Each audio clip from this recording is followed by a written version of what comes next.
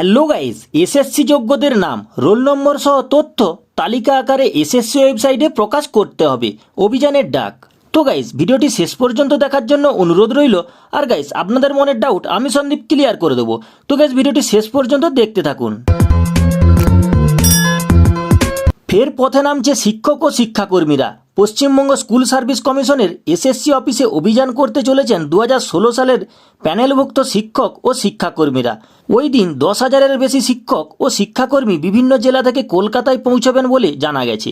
2016 সালের প্যানেলে থাকা যোগ্য শিক্ষক ও শিক্ষাকর্মীদের নাম, রোল নম্বর সহ গুরুত্বপূর্ণ তথ্য যাতে তালিকা আকারে এসএসসি ওয়েবসাইটে প্রকাশ করা হয়, সেই দাবি নিয়েই হবে অভিযান।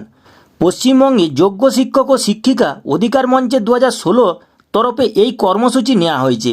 ওই দিন এসএসসি ভবনে একটি স্কলারশিপ দেওয়া হবে। নিয়োগ দুর্নীতির অভিযোগ এসএসসির 2016 সালের পুরো প্যানেলই বাতিলের নির্দেশ দেয় কলকাতা হাইকোর্ট। এর ফলে চাকরি বাতিল হয় প্রায় 26,000 জনের। এই নির্দেশের বিরুদ্ধে সুপ্রিম কোর্টের দ্বারস্থ হয় রাজ্য।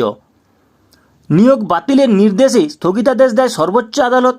আদালত যোগ্য ও অযোগ্যদের আলাদা করার কথাও বলে। আন্দোলন প্রসঙ্গে এক শিক্ষক বললেন, শান্তিপূর্ণভাবে অভিযান হবে।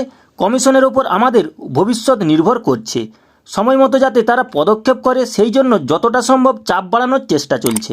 তো গাইস, এই ছিল আজকের ভিডিওটি আশা করি আপনারা বুঝতে পেরেছেন। আর গাইস, এরকমই নিত্য নতুন আপডেট সবার আগে পাওয়ার জন্য চ্যানেলটি সাবস্ক্রাইব করে রাখবেন।